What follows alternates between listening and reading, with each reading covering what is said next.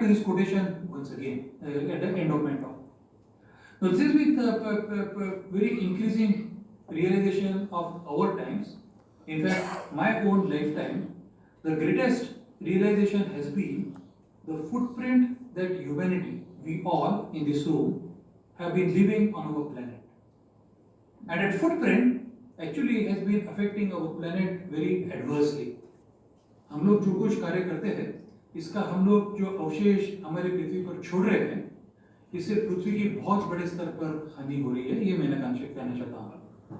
और वो इसलिए क्योंकि करीबन 150 वर्ष पूर्व या 200 वर्ष पूर्व जब से औद्योगिक क्रांति शुरू हुई थी, since the beginning of industrial revolution, we started making our lives easier and more comfortable.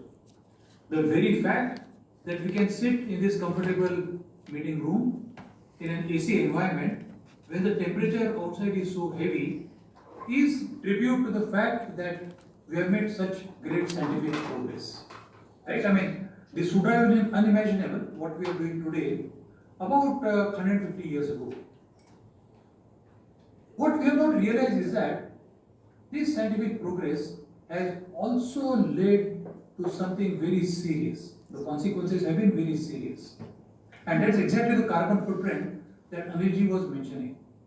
And when I talk to general public outside, this audience of course is a very well learned audience, so I don't have to say it here, but I will say it in any case. The carbon footprint that we leave behind, especially in terms of two major gases, one is the carbon dioxide and the other is methane. Both of them have been actually extraordinarily harmful to the planetary ecosystem. And exactly the progress that we have been talking, that in 150 years we have been able to come in this room, has been made possible by the industries such as the industry of steel, industry of cement, industry of power generation, and many other things, transportation.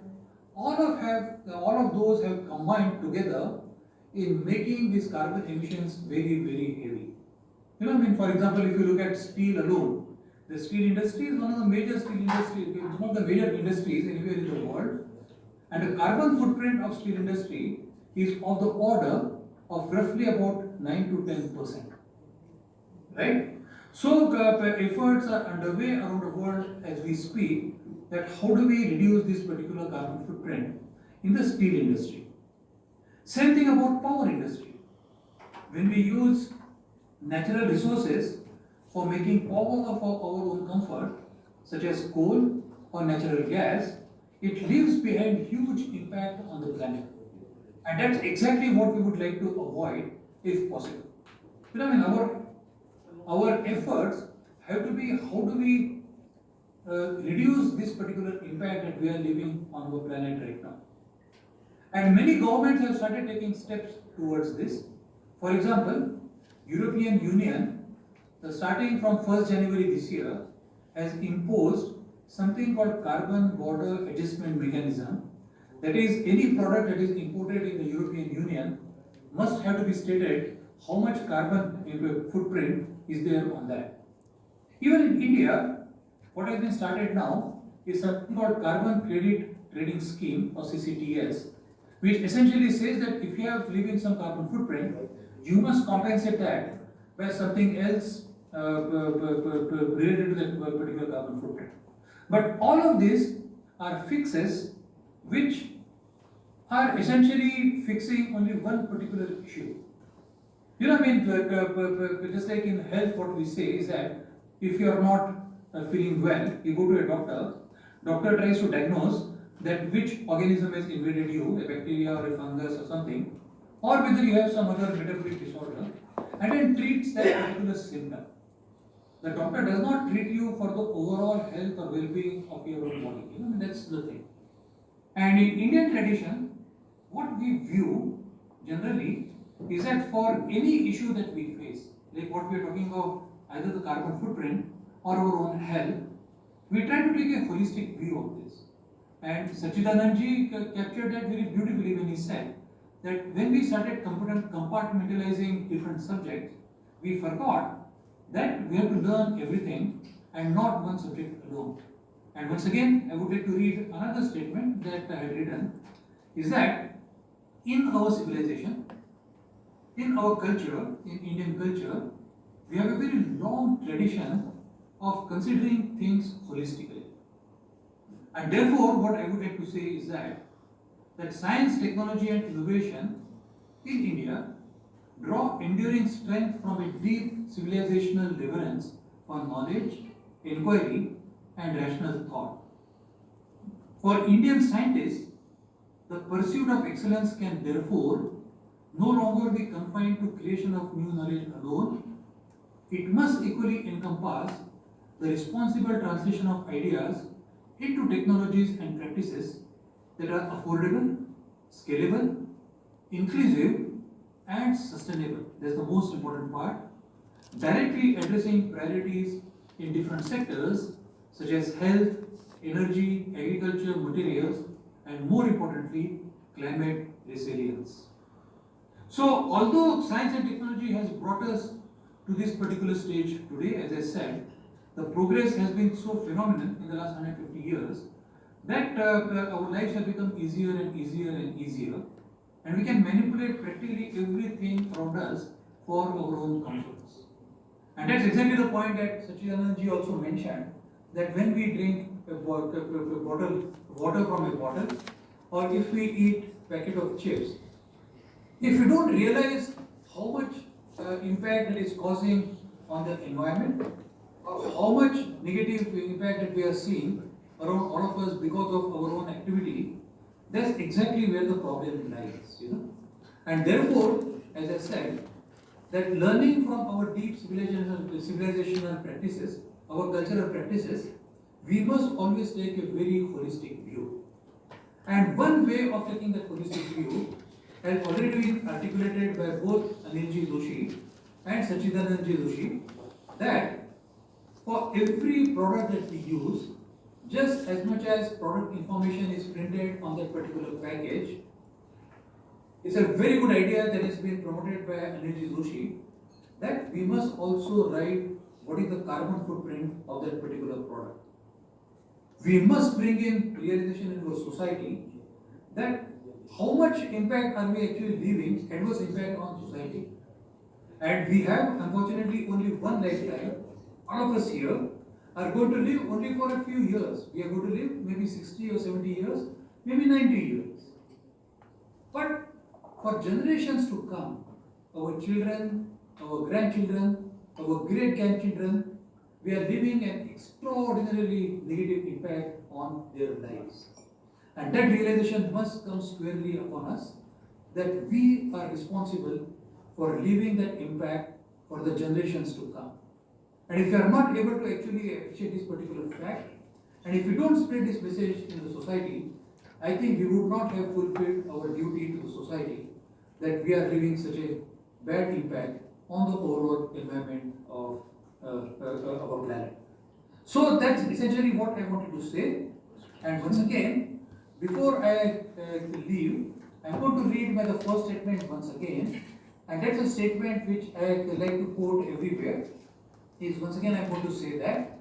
And it's actually a very, very important statement, and which once again I have written an essay, and it's an ending sentence of that particular essay. And once again I'm going to read it for you.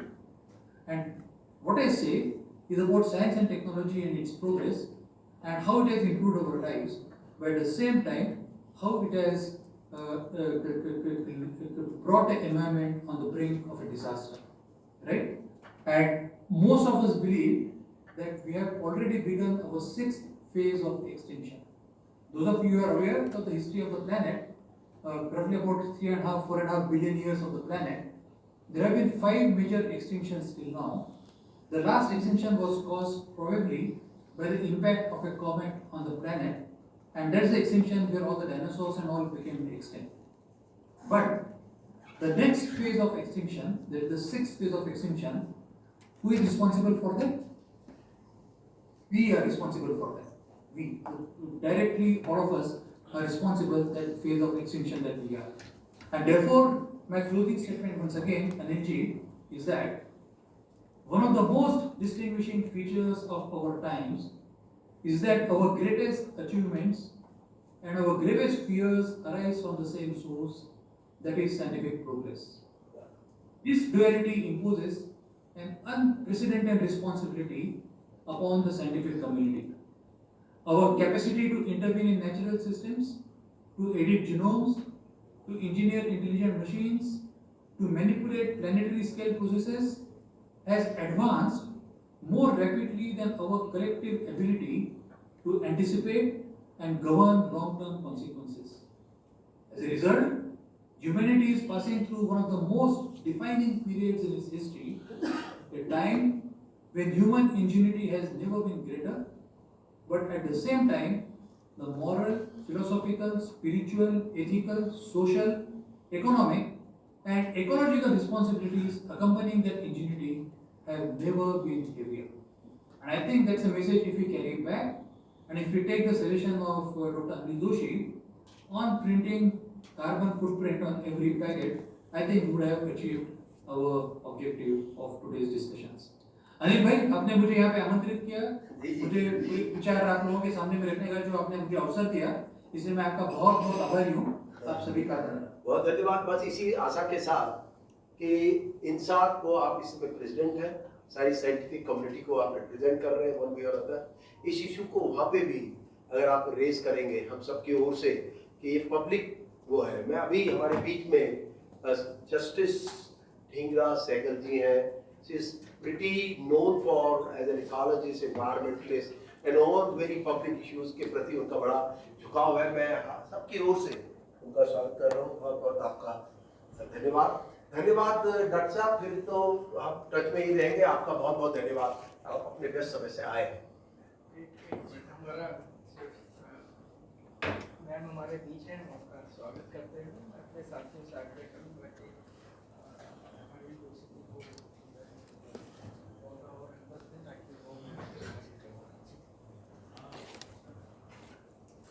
मेरा सम्मान है।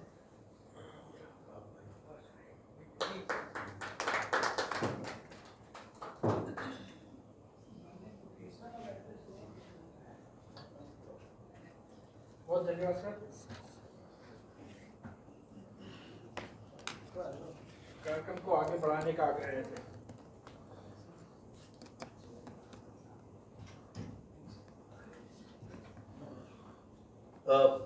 ये समय आ चुका है कि मैं, क्योंकि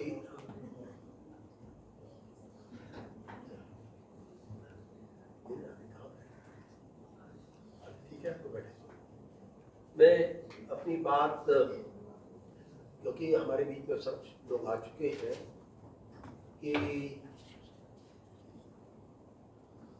आपसे अनुरोध है, ज्योति जी जब बुलाता हूँ आप आए, ताकि मैं ऐसा है कि उनसे request for between 12:50 to 1 o'clock, please request is the one.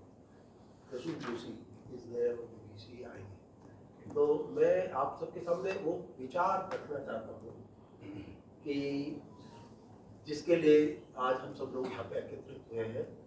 We call it carbon footprint, क्योंकि ये तो आप लोग सबके लोग स्वीकारेंगे कि पिछले कुछ दशकों से आपको पता ही नहीं है आप किस सीजन में जी रहे। आपका फरवरी इतना गर्म हो जाता है जो अप्रैल को टच करता दिखता है, और मार्च इतना ठंडा होता है कि आपको लगता है कि नवंबर का महीना है। ये सब कुछ इसलिए हो रहा है कि हमने बहुत कुछ बदल दिया है, और इन सब बदलावों के बीच में जो सबसे बड़ा असर है कि ये तो आपको पता ही है कि कार्बन की मात्रा, जैसे डॉक्टर शेखर मांडे ने भी कहा है कि अभी आपको बताऊं 37 से 40 ton, billion ton carbon dioxide हर साल हम पृथ्वी में डाल रहे हैं, प्रकृति को दे रहे हैं, और करीब 10 से 12 बिलियन टन मीथेन, क्योंकि उससे 28 गुना ज़्यादा खराब है। और अब एक नई चीज़ है जो कि उन्होंने बताई नहीं, फ्लोरोनेटेड कार्बन, वो भी 11 से 12 बिलियन टन जा रहा है। तो होगा यही जो आप रहे कि टेम्परेचर कहाँ छुएगा। और सबसे बड़ी बात जो कि हमको समझनी चाहिए, it doesn't mean that it touches the land when the temperature happens. You should imagine you are 2/3 ocean, इसमें 2/3 समुद्र है, वो तप रहे हैं और उनसे ऑपरेशन हो रहे हैं। तो इसीलिए कहाँ पे बारिश पड़ जाए, मानसून कहाँ बिखर जाए, किस जगह बाढ़ आ जाए, कहाँ सूखा हो जाए, अब ये हमारे हाथ से जा चुका। आपको आश्चर्य होगा कि आईपीसीसी की रिपोर्ट है, बड़ी इंटरनेशनल रिपोर्ट है, जो बहुत ज्यादा डिस्क्लोज नहीं होती, पर हमारे वापसी के चांसेस 10% है। और सिर्फ इसलिए कि हमने 10,000 साल पहले जो बदलाव अपने as a so called civilisation को लेकर किया, उसका असर पड़ा कि हम कंफर्ट के प्रति ज्यादा आसक्त हो गए और हमने मशीन पे मशीन, प्रोडक्ट पे प्रोडक्ट लेके आए। ठीक है, हमारा परिचय भी मनुष्य का दिमाग होता है अपने कंफर्ट के लिए कुछ करे, लेकिन उसका एक शॉर्ट मैं आपके सामने प्रेजेंट कर रहा हूँ 5 मिनट में। नेक्स्ट, ये दिस इज मैंने जो कुछ बोला है कि आज सबसे बड़ा इंडिकेटर ग्लोबल वार्मिंग का ये है, और इसके सबके पीछे अब आप ना ट्रांसपोर्टेशन रोक पाएंगे, ना कंज्यूमर लग्जरी लाइफस्टाइल हो गई है। कुछ चीजों को हमको स्वीकार, डेवलपमेंट चाहिए। हमको रोड भी चाहिए। मैं उत्तराखंड से आया हूँ, तो बड़ी रोड कंस्ट्रक्शन को लेकर बड़ी चर्चा होती है, लेकिन मेरा सवाल यही रहता है, हमने उत्तराखंड क्यों बनाया? अगर उत्तर प्रदेश ही होता तो ठीक था, क्योंकि हमें कनेक्टिविटी चाहिए। देखिए, वो कैसे रोड बने उस पर बहस हो, रोड न बने ये इन्वायरमेंटलिस्ट को नहीं कहना चाहिए, क्योंकि हमने दिल्ली वालों के लिए थोड़ी ना यहाँ पे अपने जंगल बचाने हैं, हमें तो अपनी जान बचानी है, और हमारी सुविधा इसमें है, हमें रोड चाहिए। लेकिन बैलेंस कैसे हो, टेक्नोलॉजी क्या हो? सारा 65% चाइना माउंटेनस है, पूरा स्विट्जरलैंड यूरोप माउंटेनस है, उन्होंने सब कुछ किया, सब गैप ये था। तो ये सब इश्यूज है, लेकिन इन सब इश्यूज में एक सबसे बड़ी बात जो सामने आ रही है वो ये आ रही है कि अब हम में से हर एक आदमी इतना मिकेनाइज हो गया, इतना टाइम स्पेस नहीं बचा कि हम हर चीज readymade foods, ready food, junk food में पिछले कुछ समय से बड़ा बाजार बना दिया। और अब सवाल ये है कि अब अगर दुनिया, प्रकृति तो ना अमेरिका जानती ना इंडिया जानती है, प्रकृति के लिए पाकिस्तान, बांग्लादेश और साउथ अफ्रीका सब एक है, इंग्लैंड एक है। इसका मतलब ये है कि अगर प्रकृति के लिए सारे देश, सब व्यक्ति बराबर है, न धर्म, न जात, न ऊंच, न नीच, तो प्रकृति की अपेक्षा यही है जब आप सब लोग, ऐसा तो नहीं है कि प्रेसिडेंट ट्रम्प ज्यादा सांस लें और ब्राजील का प्रेसिडेंट कम सांस लेगा, सबको सांस चाहिए, सबको पानी चाहिए। जब वो प्रकृति सबको बराबर उसकी आवश्यकता के अनुसार देती है, तो इसलिए रिस्पॉन्सिबिलिटी भी सबकी होगी। प्रकृति का नियम है, प्रकृति का नियम है, principle of nature says consumer must be A contributor. So that is the context. तो अभी जब सभी को कंट्रीब्यूट करना, सब व्यस्त है, सबके पास 50 काम है, तो इसको देखते हुए शायद ये बड़ी आवश्यकता है कि हम कुछ चीजों में जहां अपने स्तर पे कर सकते हो। देखिए, हमारी तब हेल्थ बिगड़ने लगी तो एडवाइजरी हेल्थ ने, मिनिस्ट्री ने की कि यू शुड प्रिंट कि कितनी कैलोरी इसके अंदर है, बताइए कितना आपका एक्सपायरी है, और सारी इंफॉर्मेशन आपको आती है। तो भाई अब ये भी है कि आपको आश्चर्य होगा कि हमारे कौन से फुटप्रिंट कितने हैवी है, वो अभी आपको मैं दिखा रहा हूँ। नेक्स्ट, ये what is the carbon footprint is the total amount of green house gases release due to the human activity, जो तमाम तरह की। लेकिन इन सब के अलावा जो बहुत इंपॉर्टेंट है कि जितने प्रोडक्ट बाजार में आ रहे हैं उन सब के भी अपने अपने बड़े हाई फुटप्रिंट है। नेक्स्ट वन, अब आपको मैं जरा सा एक चित्र देना चाहता हूँ। नेक्स्ट, ये तो खैर ये 3 तरह की गैसें जो मैं छोटे में बोल रहा था, ये सारी दुनिया से का डेटाबेस है कि कितना हम हर साल ऐड कर रहे हैं। तो आप समझिए कि इनमें कमी नहीं आ रही कार्बन उसमें एमिशन पे, तो टेम्परेचर बढ़ना ही बढ़ना है, सब कुछ पूरा ही होना है। तो ये एक सिनेरियो है। नेक्स्ट, और ये जो डेवलपमेंट हमारी एक्टिविटीज है उनका है कि इतना एग्रीकल्चर से आ रहा है, इतना इससे आ रहा है, इतना इससे आ रहा है, कुछ चीजों तक तो होगा ही होगा, उससे तो मना नहीं किया जाता। हम कहेंगे हम सांस लेंगे और कार्बन डाइऑक्साइड नहीं छोड़ेंगे तो it can not be compromise, but where the compromise is possible, उसका मैं कहूँगा। नेक्स्ट, आप एक पिकल्स खाते हैं, जब इंडस्ट्रीज में बनता है तो 2.5 किलो उसका कार्बन फुटप्रिंट है 1 किलो बनने में। आटा मशीन का पिसा हुआ 1.2 किलो है, जबकि घर में पिसा या उससे पिसे या दूसरे तरीकों से पिसे उसका 0.5 kg। आइसक्रीम का 3-5 से 5 किलो तक का है, जो हम कहते हैं बेवरेजेस कोई भी यूज कर रहे हैं तो उनका अपना कार्बन। नेक्स्ट वन, आप एक टी शर्ट पहनते हैं तो उसका 5 से 7 किलो है, होममेड होगी 2-3 किलो, जीन्स तो 20 से 30 किलो में चली जाती है, 10 से 15 किलो हैंडमेड होगी, स्वीट, ये तमाम चीजों का फुटप्रिंट है। अब सवाल ये है कि नेक्स्ट वन, और ये भी है कि हम जो है कि इंडस्ट्रीज का जैसे सोप बार बन रहा है, होममेड में क्या होगा, लिक्विड में ये होगा, ये हमने डेटाबेस निकाला है जो साइंटिफिक स्टडी के आधार पे है। नेक्स्ट वन, और ये देखिए कि homemade product versus commercial product का भी एक अलग सिनेरियो है कि जब हम ट्रेडिशनल प्रैक्टिसेस यूज करते थे तो उस समय क्या था, सीन फूड का, आपका स्नैक्स का, ये सब का क्या क्या था जो हम घरों में बना देते थे। भाई आपका जो फ्रेंच फ्राई है घर में बनता था और आप कहीं और बनता है तो उसकी सबका स्ट्रक्चर है। मतलब ठीक है, हम इसे मना नहीं कर सकते, ना इंडस्ट्रीज की ग्रोथ रोक सकते हैं, पर एक सवाल है कि जब कैलोरी लाई जा रही थी प्रिंट करने के लिए तो we did not think of much, but the only good thing happened, the industries begin to bring a product with a low calorie। अब उसको वैसे ही अट्रैक्ट करते थे कि साहब ये मिठाई है इसमें लो कैलोरी है, ये बिस्कुट है साहब इसका लो कैलोरी है। तो जब वो बिकता है लोग पिक भी करते हैं, तो क्यों नहीं हम कार्बन फुटप्रिंट भी मेंशन कर दें। तो जो अवेयर सिटीजन होगा, सोसाइटी होगी, वो कार्बन फुटप्रिंट को अगर एनकरेज करेगी तो कल उसका असर इंडस्ट्रीज में होगा। वो इंटेंसिव एग्रेसिव प्रोसेसिंग को अवॉइड करते हुए इजियर वन, जैसे इकोलॉजिकल फूड आ गए, ऑर्गेनिक फूड इज व्हाट एक लेस कार्बन फुटप्रिंट होता है। आप देखिए कि आज आप कई प्रोडक्ट ऐसे आते हैं जिसमें लिखा था इंटेंस प्रोसेसिंग नहीं है, कई आ गए बाजार में कि नहीं है, क्योंकि वो अट्रैक्ट कर रहे हैं कंज्यूमर, क्योंकि इंडस्ट्री ड्राइव एवरीथिंग। जो कंज्यूमरिज्म को अगर उनके अनुसार कंज्यूमरिज्म नहीं बढ़ी तो उनकी तो दुकान बंद हो जाएगी। तो हम उनकी दुकान नहीं बंद कर रहे हैं, हम उनको कल आने वाले समय में उनकी कंज्यूमर की एक थिंकिंग कि वो लेस कार्बन फुटप्रिंट को प्रेफर करेगा इफ इट हैपेंस।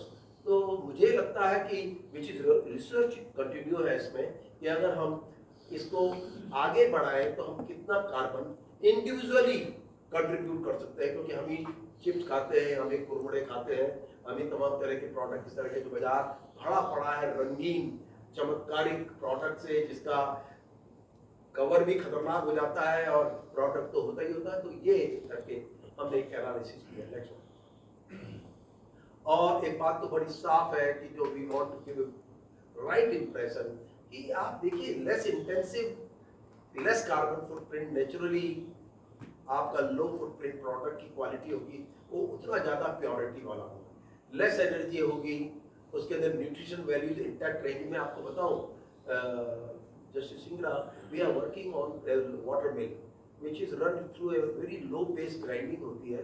तो लो पेस ग्राइंडिंग का एक बड़ा फायदा क्या होता है कि उसके कार्बन फुटप्रिंट नहीं होता, उसमें सारे वाइटामिन इंटैक्ट रहते हैं, न्यूट्रिएंट इंटैक्ट रहते हैं। लेकिन जैसे ही आप बड़ी बड़ी इंडस्ट्रीज के प्रोडक्ट को हाईलाइट करते हुए खाते हैं तो आपको बता दूं कि उनकी एनर्जी, उनका आपका न्यूट्रिएंट, विटामिन सब बर्न हो चुके होते हैं। तो आई मीन जब इंटेंस लो कार्बन फुटप्रिंट का मतलब है less aggressive manufacturing, that helps you this also and this is in the public interest more. तो हमारा जो नेक्स्ट वीक सचिदानंद जी ने ये कुछ उसी में देखिए, food delivery apps reflect changing lifestyle but kids should have value of home cooked meal. ये टाइम्स ऑफ इंडिया का बड़ा भारी एक प्रेजेंटेशन आया था, क्योंकि दिस इज देयर, एक अवेयरनेस आ रही है। Let is a high time कि हम उसमें एक ये कहें कि आपके फूड प्रोडक्ट में भी कार्बन फुटप्रिंट आ जाए। नेक्स्ट वन, खासतौर से कार्बन रिलीफ मैकेनिज्म हमारी यही हो सकती है कि similar to the nutritional labelling ये हो जाए, सस्टेनेबल इंडस्ट्री प्रैक्टिसेस आ जाएंगी और होम सेल्फ मेड क्वालिटीज ये कहीं ना कहीं इस रिलीफ मैकेनिज्म आ जाएगी। Next, and this came in Times of India. I published this article in Times of India. Next one, this came in Amar Ujala, one of the very public consumed this article a lot in this newspaper. Next, this came in the Prabhat Khabar. What we have been regularly writing country-wide, Hindi newspaper में ज़्यादा मैं focus इसलिए करता हूँ व्यक्तिगत रूप से ताकि उसको ज़्यादा से ज़्यादा लोग पढ़ सकें। अभी कुछ दिनों पहले ही आया तो तोड़ना होगा कार्बन का पंजा, दिस इज द कार्बन। तो हमारी ओर से, हमारे साथियों की ओर से एफर्ट है। मैं आप सब लोग के संज्ञान में दोबारा रिपीट कर रहा हूँ, we have a nature network, एक हमारा नेटवर्क है जो कि साइंटिस्ट का भी है, सोशल ऑर्गेनाइजेशन का भी है। इसमें सब लोग सामूहिक रूप से कई गंभीर बातचीत करते हैं, मुद्दे बनाते हैं। और एक बात जो अच्छी बात थी, अभी सच्चिदानंद जोशी जी ने भी ये बात तो बोला था, और उससे पहले भी बात थी कि कहीं बहुत सी चीज़ें एजुकेशन सिस्टम में जानी चाहिए। अभी परसों मेरे पास जूम स्कूल, तो प्रीमियम स्कूल है, उसकी जो पहली क्लास होती है वो हमारे यहाँ लगती है। उन बच्चों की, बड़े बड़े घरानों के बच्चे होते हैं, बढ़िया होते हैं, वो कल बड़े लीडर भी बनते हैं। तो उनके बीच में कार्बन फुटप्रिंट का एक अच्छा मैसेज चला गया है। And they have been seriously thinking, उन्होंने प्रॉमिस भी किया है, they will not consume something which is high carbon foot with high carbon. तो ऐसी कोशिशें हैं। तो आज की बैठक का यही है कि हम इस पे करें, और जैसे सच्चिदानंद जोशी ने कहा है, will write a letter to the prime minister, और एक कलेक्टिव लेटर होगा which be from the nature network की ओर से होगा, सबकी ओर से होगा कि हम सब लोगों की ये प्रार्थना है कि ये होना चाहिए और रिलेटेड उनसे हो। तो नेक्स्ट वन, और इसके साथ ही मैं आपका भी धन्यवाद दूंगा कि सभी लोगों के बीच में, हमारे बीच में अभय जी यहाँ पे हैं, ये प्रोफेसर वीसी रॉय, आपने यूपीएस बहुत बड़ा ऑर्गेनाइजेशन यूनिवर्सिटी है उत्तराखंड में, पेट्रोलियम एनर्जी। आप डॉक्टर साहब केएमसी से, करोलीबाग कॉलेज से, आप आईआईटी दिल्ली से हैं। अनिल सिंह सागर, वो जो बचला है, इसने विदेश में बहुत अच्छी भूटान की स्टडी की है कार्बन को लेके, and that's why what she is with. And हमारे पंकज मालवीय जी हैं जो नेचर नेटवर्क के सीनियर पर्सन हैं। पवन सिंह है, ये नदियों के ऊपर बड़ा काम कर रहे हैं। राम बाबू भी है, और हमारे रिसर्च स्कॉलर की कुछ टीम है कि जो यहाँ पे आई है। तो this is how we are. So with this continuation